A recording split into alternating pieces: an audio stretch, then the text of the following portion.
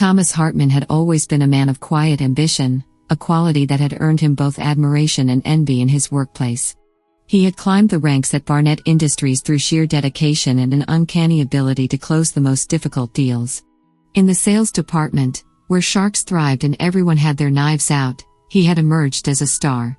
But not everyone celebrated his success. Especially not Mr. Seymour, the regional manager. Seymour was a tall man with thinning gray hair and a temper that could unsettle even the most composed employees. To many, he was an enigma, an authoritative figure who often crossed the line into cruelty. His eyes seemed to fixate on Thomas with more disdain as the months went by, and it was hard to pinpoint when the hostility had started. Perhaps it was when Thomas closed that landmark deal with Convertech, netting the company millions and stealing the spotlight from Seymour. So, when Seymour casually invited Thomas out for drinks after work one Friday evening, it didn't sit right with him. The invite came after Thomas had just sealed another major deal, this time with Sterling Telecommunications, a particularly difficult client that had been on the company's radar for months. Seymour, with his thin-lipped smile, clapped Thomas on the back in front of everyone in the office. "You've outdone yourself this time, Hartman. We should celebrate. There's a place I know not far from here. What do you say?" The tension in the air was palpable, and Thomas could see the curious glances exchanged among his coworkers. Normally, Seymour wouldn't bother extending any pleasantries his way, much less an invitation to drinks. Something about the offer felt loaded, like a chess move designed to corner him. Still, declining wasn't an option, it would raise too many questions, and Thomas wasn't in the business of making enemies out of his superiors. "Not yet." "Sure, Mr. Seymour," Thomas replied, maintaining his practiced smile. "Sounds like a plan." But as they walked out of the office that evening, Thomas couldn't shake the feeling that he was walking into a trap.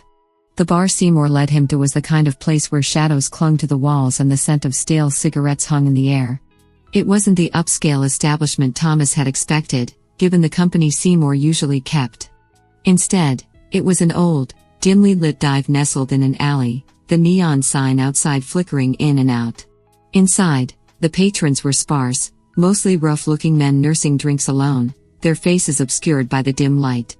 A faint jukebox played something bluesy in the background, and the bar stools creaked with every slight movement. Thomas felt a knot tighten in his stomach.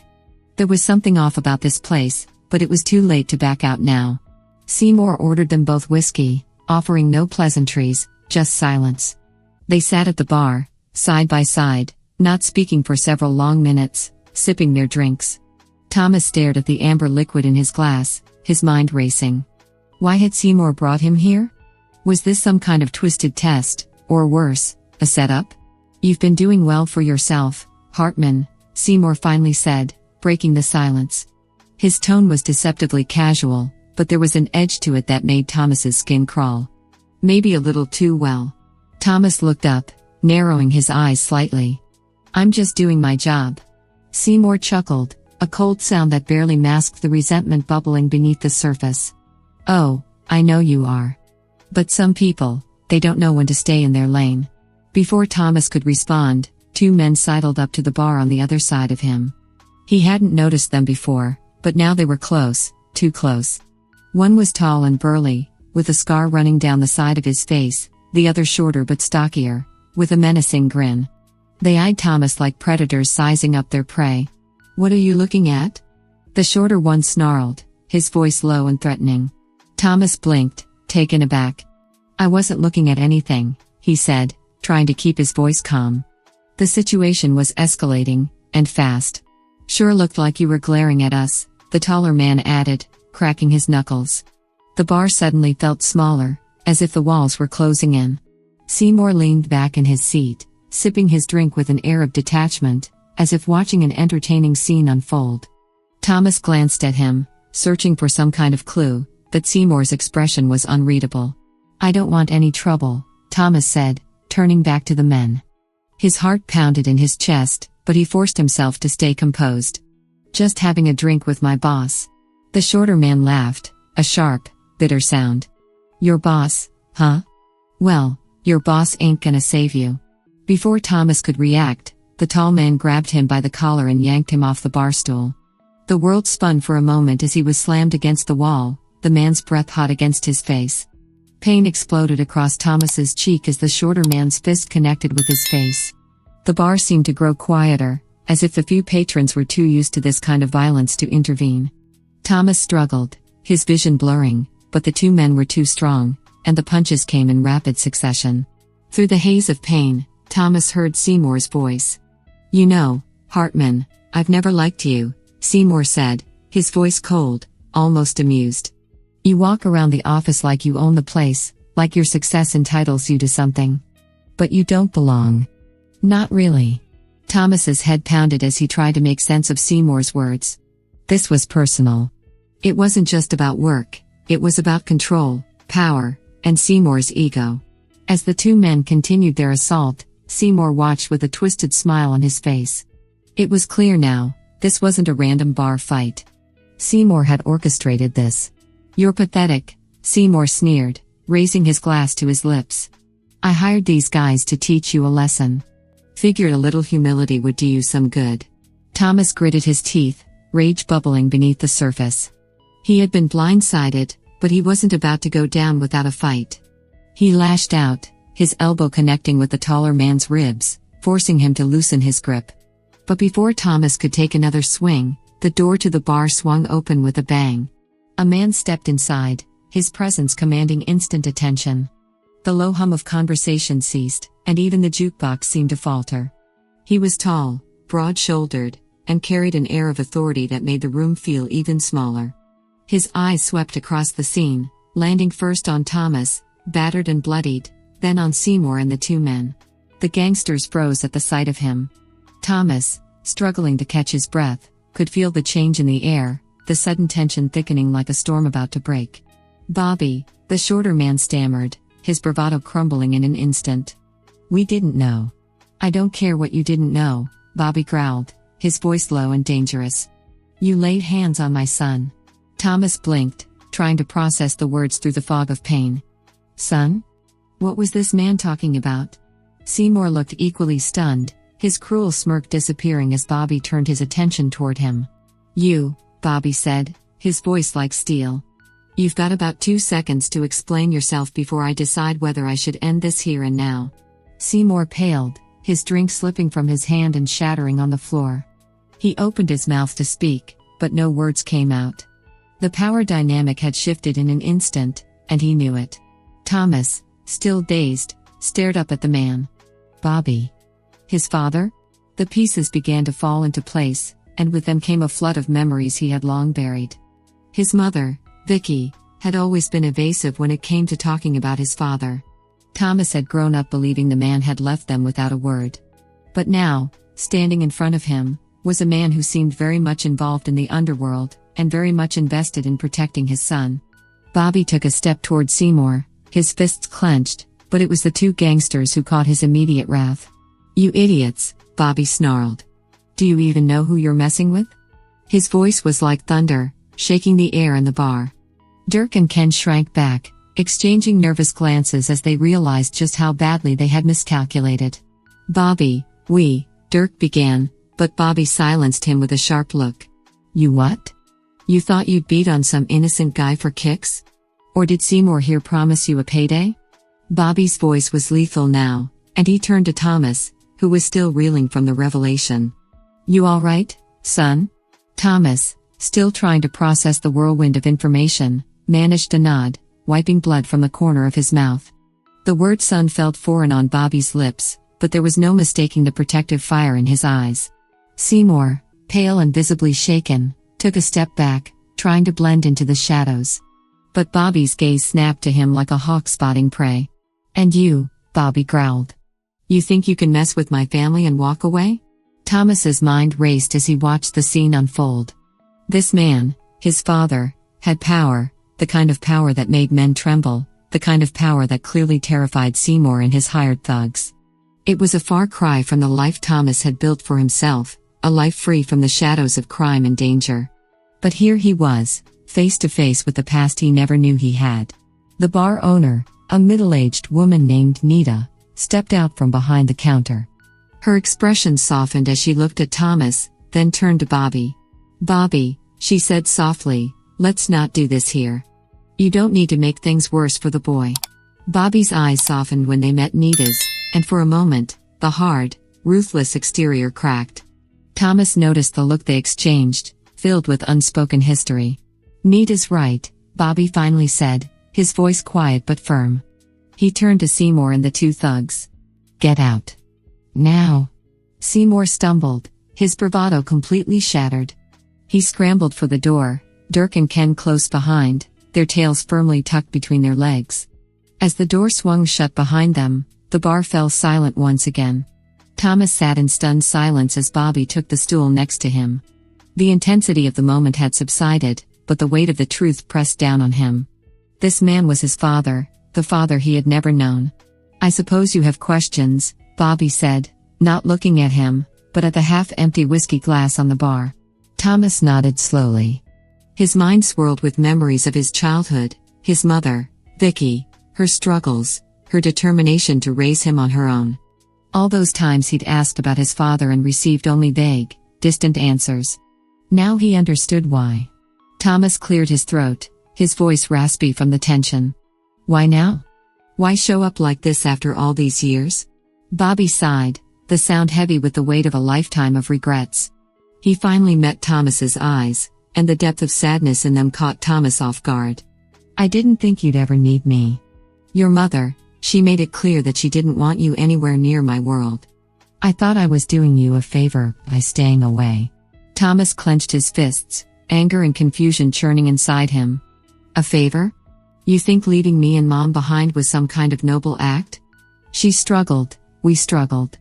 And now you just show up out of nowhere, acting like you can fix everything? Bobby's jaw tightened, and for a moment, the hardened gangster facade returned. You think I don't know that? You think I haven't lived with the guilt every damn day? His voice cracked slightly, betraying the raw emotion beneath the surface. Your mother left because she knew what I was, who I was becoming. I couldn't blame her for that. But believe me, son, I never wanted you to live in my shadow. The air between them was thick with unsaid things. Thomas struggled to reconcile the image of this man, his father, with the one his mother had indirectly painted over the years. But Nita, the bar owner, was watching the conversation unfold with a knowing look, as though she had witnessed this tension long before it reached this boiling point. Your mother loved you, Thomas, Nita said gently, stepping forward. She loved Bobby, too, in her own way, but she couldn't live with the choices he made. Thomas turned to her, surprised by her familiarity with his past. How do you know all this? Nita smiled sadly. I knew your mother well. Vicky was like a sister to me. We grew up in this neighborhood, back when things weren't so complicated. She glanced at Bobby, the unspoken history between them clearer now. When Bobby started getting mixed up with the wrong people, Vicky tried to make it work. But the deeper he got into that life, the more she knew she had to leave, for your sake. Bobby shook his head, his expression pained. She tried to save me, Thomas.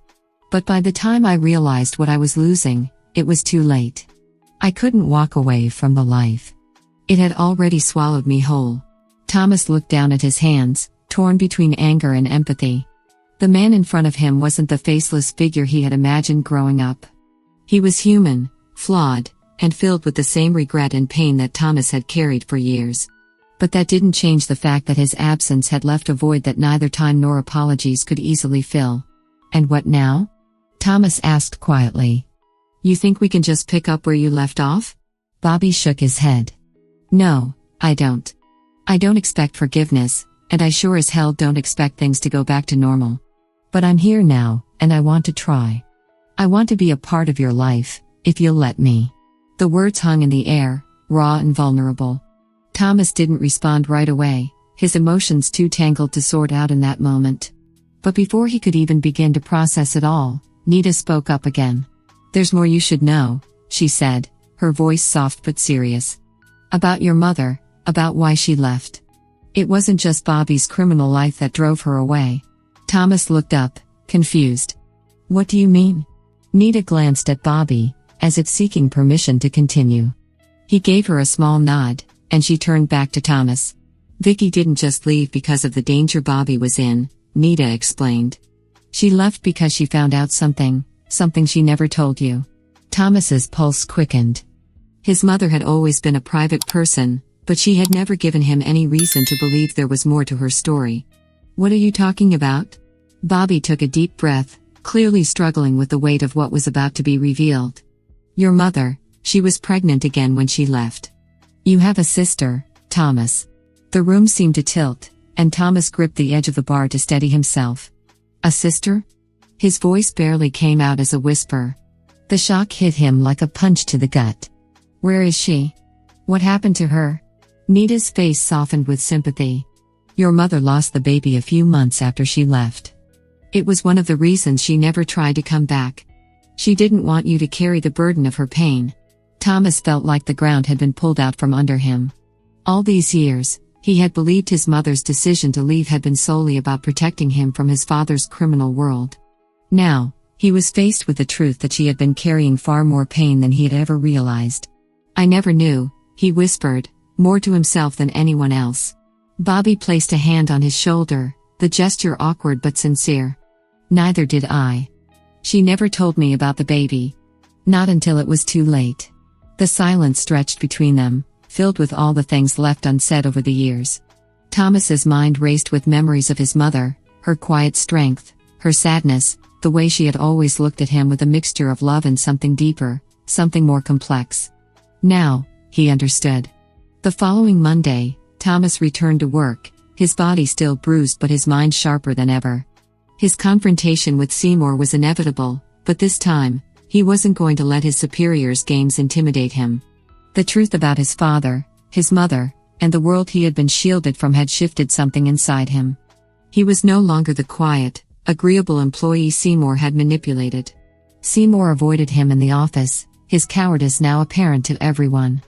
But Thomas wasn't content to leave things at that. He arranged a meeting with the company's CEO, Margaret Foster, a formidable woman known for her no-nonsense approach to leadership. When Thomas laid out the details of the harassment he had endured at Seymour's hands, along with the orchestrated attack at the bar, Margaret's face hardened. She was the type of executive who valued integrity above all else, and the revelation that one of her regional managers had engaged in such unethical behavior was met with swift action. By the end of the day, Seymour's office was cleared out, his tenure at Barnett Industries abruptly terminated. Thomas watched him leave with a sense of satisfaction, not because he enjoyed seeing a man's downfall, but because justice had been served. Seymour's reign of toxicity was over. But the end of Seymour wasn't the only change in Thomas's life. The encounter at the bar, the revelations about his family, had lit a fire inside him. He wasn't content to coast through life anymore. He wanted to make something more of himself, not just in his career, but in his personal life as well.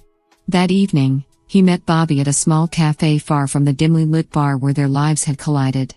They sat at a corner table, the hum of quiet conversation filling the space around them. "So, what now?" Thomas asked, breaking the silence. Bobby sipped his coffee, looking out the window for a moment before turning back to his son. "That depends on you, Thomas. I don't expect you to want me around, and I wouldn't blame you if you didn't. But I'm here. And I'll stay here, as long as you want me to." Thomas looked down at his hands, the weight of the decision heavy on his shoulders. Forgiveness didn't come easily, and the scars of the past were still fresh. But at the same time, he couldn't deny the connection he felt to this man, his father. Despite everything, there was a part of him that wanted to rebuild something from the ashes of the past. "I don't know where this goes," Thomas admitted, his voice quiet but firm. "But I'm willing to try." Bobby nodded, a hint of relief flickering in his eyes. "That's all I can ask." Months passed, and slowly, Thomas and Bobby began to rebuild their relationship. It wasn't easy, and there were moments when the weight of the past threatened to tear them apart again. But they kept at it, piece by piece, trying to forge something new. Thomas's career at Barnett Industries continued to thrive, and with Seymour gone, the atmosphere in the office lightened. He found himself taking on more leadership roles, mentoring younger employees, and feeling more confident in his abilities.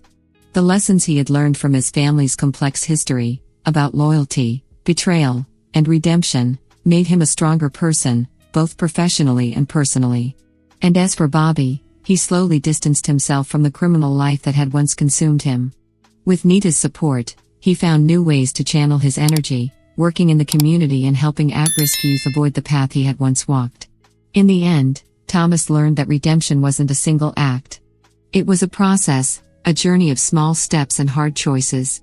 His mother's legacy, the strength she had shown in leading a life that no longer served her, guided him as he moved forward. One evening, as the sun set over the city, Thomas stood at the edge of the river where his mother used to take him as a child. He thought of her, of the life she had tried to give him, and felt a sense of peace he hadn't known in years. He wasn't alone anymore. He had his father, his work, and most of all, he had himself, stronger, wiser, and ready for whatever came next. The past, with all its secrets and pain, no longer had power over him. It was time to move forward, into the future, with hope. If you liked this story, please subscribe, like, click the bell, and leave a comment. Thank you in advance.